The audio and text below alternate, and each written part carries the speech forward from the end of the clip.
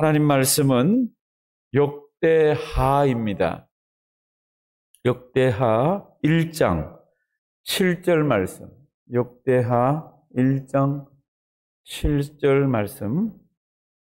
구약성경 655면 역대하 1장 7절 말씀. 오늘 가정에서 예배 드리는 분들 설교 제목이 나가 있습니다. 내가 네게 무엇을 줄고 내게 구하라. 이렇게 되어 있습니다. 성경 말씀 속에 있습니다.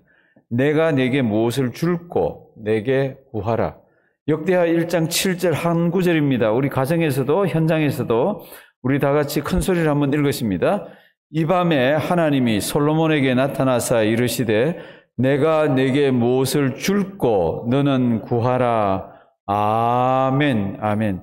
이스라엘 역사를 쭉 보시면은 어느 시대에 가장 잘 살았을까? 어느 시대 백성들이 그래도 제일 부유하게 살았을까? 그걸 어떻게 알 수 있죠? 요즘 같으면 뭐 이 나라 저 나라의 1인당 국민 소득이 얼마라든지 아니면 뭐 GDP가 얼마라든지 이렇게 나옵니다. 그래서 1등, 2등, 3등, 4등 이렇습니다.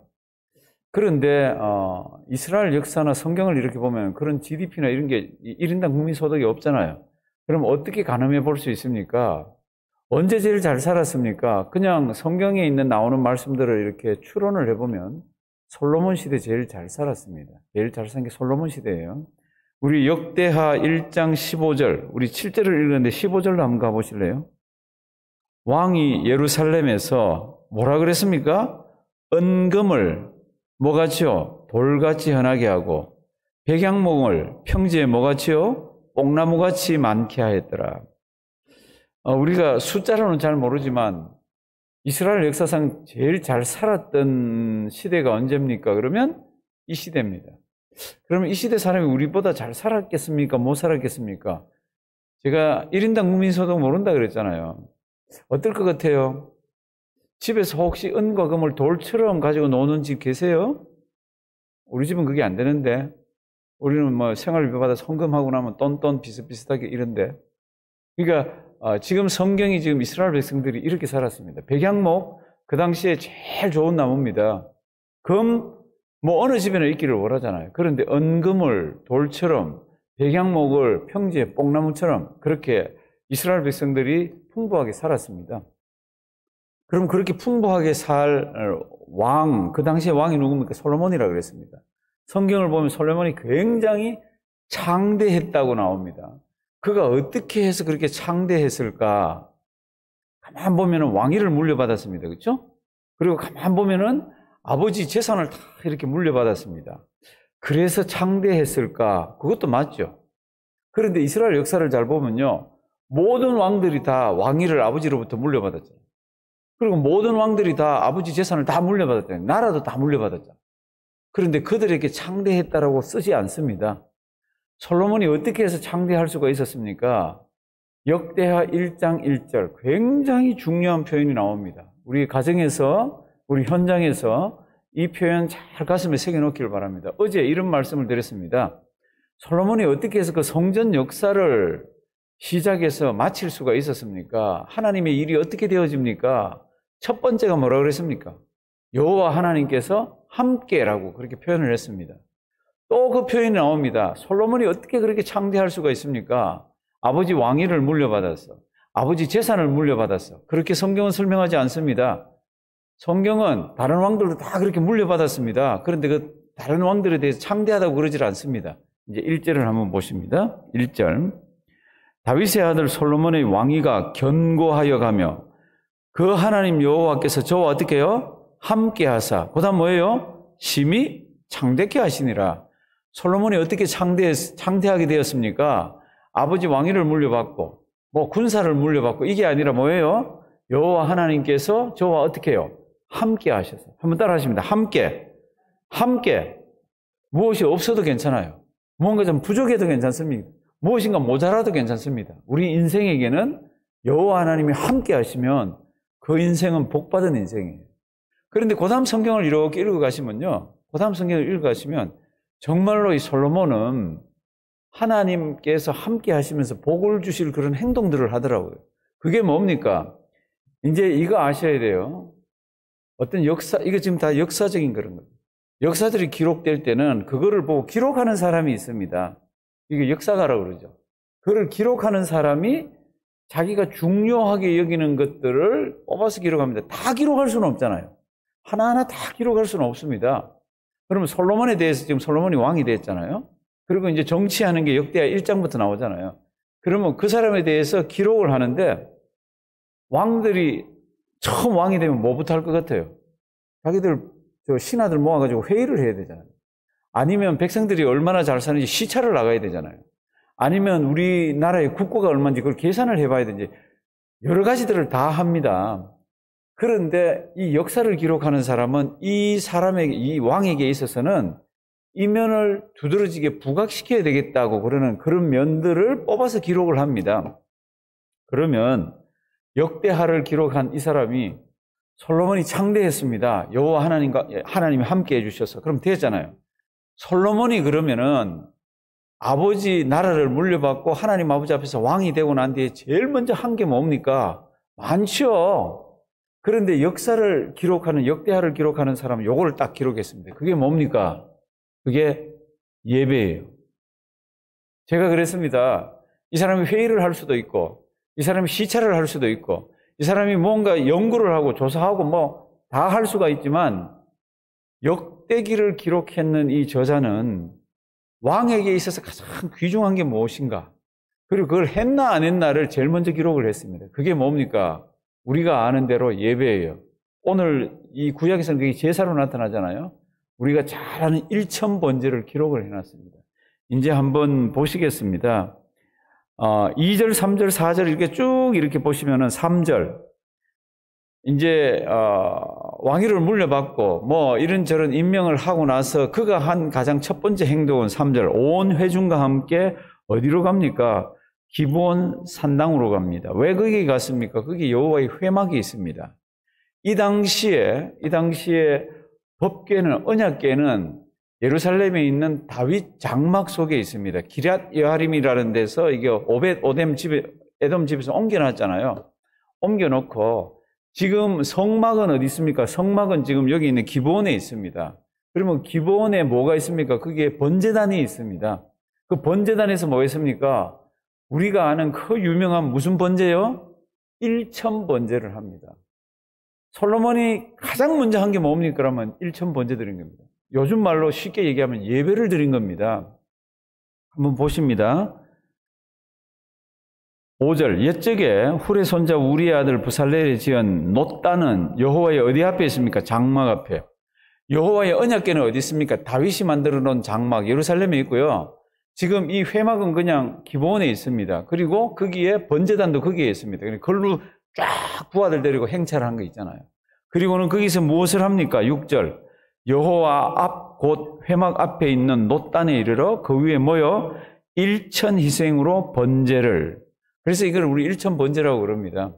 일천 번제는 해석하기가 어렵습니다.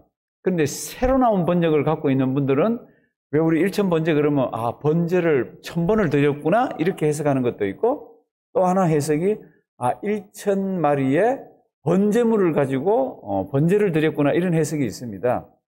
그 두 해석 중에 어느 게 그래도 제일 이 성경적으로 맞을까 그럴 때 옛날에는 1000번 번제 드린 거, 번제를 1000번 드린 거를 비중 있게 막 얘기한 신학자들이 많습니다.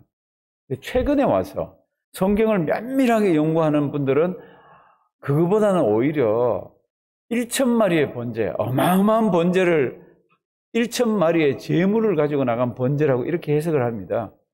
요즘 새로 나온 번역은 1000마리 희생으로 번제를 드렸다고 이렇게 되어 있습니다. 1000마리를 가지고 번제를 드렸다고. 그러니까 1000번제 뜻은 이건지 저건지 모르셔도 되지만 성경을 해석하면서 상황을 이렇게 보니까 1000번 번제를 드리려 그러면 이거는 얼마나 시간이 많이 걸리는지 모릅니다. 그러니까 아마 그것보다는 1000마리 희생 제물을 가지고 가서 드렸을 것이다. 이렇게 이제 합니다. 어느 것이 되든 그것이 드려지는 그날 밤에 여호와 하나님께서 솔로몬에게 나타나셨습니다.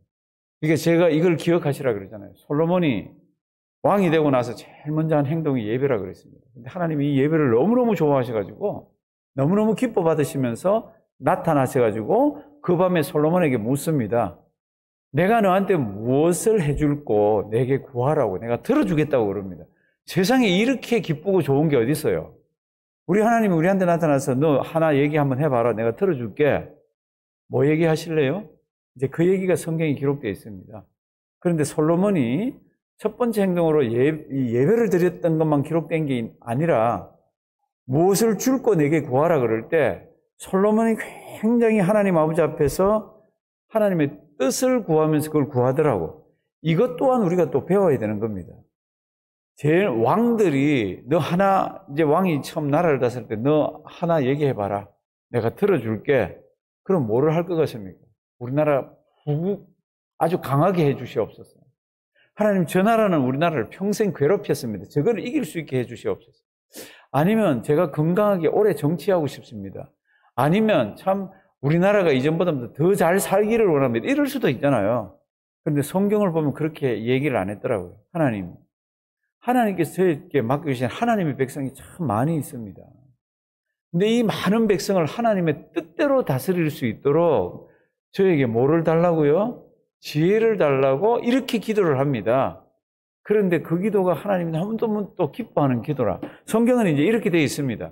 그러니까 오늘 잘 보셔야 되는 게요. 솔로몬이 왕이 되었습니다. 그랬더니 성경은 그가 창대했다고 기록을 합니다. 심히 창대했다고. 그럼 어떻게 해서 그가 창대했습니까?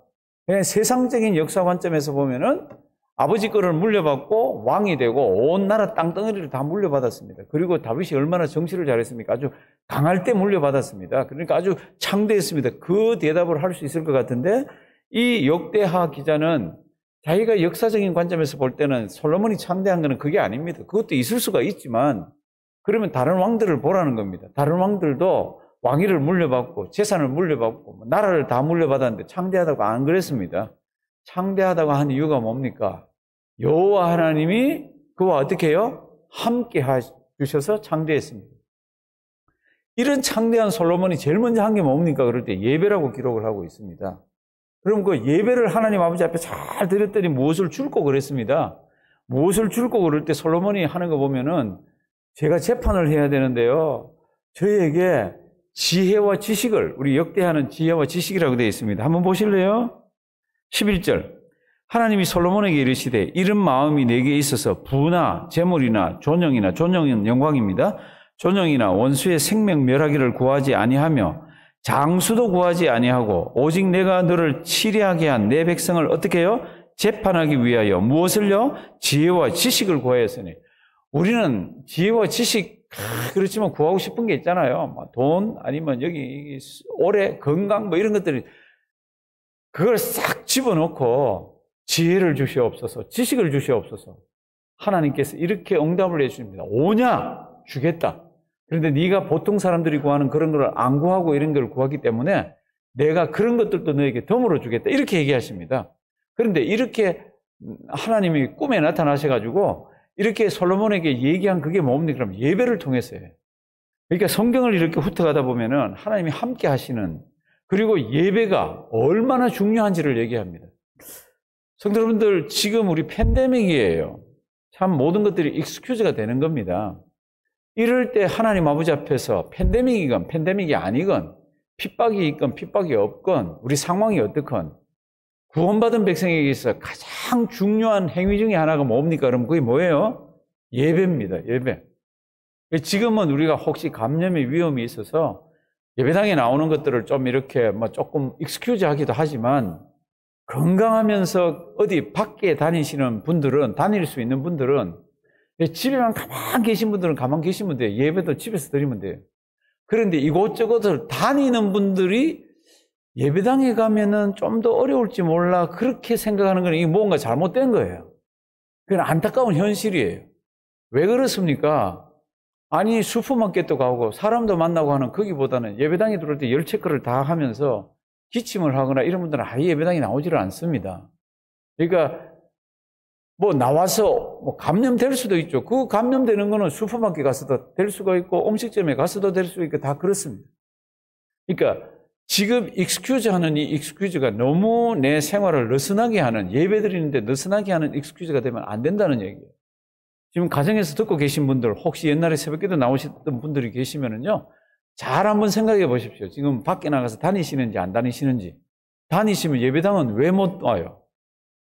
제가 나무라 하려고 그런 게 아닙니다. 하나님이 복을 많이 주시는 방법 중에 하나가 예배 시간이에요. 그러면 혹시 못 나오시면 가정에서 일어나셔서 새벽에는 세수를 다 하시고 옷을 잘 갈아입으시고 성경 말씀 펴놓고 마음과 뜻과 정성을 다해서 예배를 드리셔야 됩니다.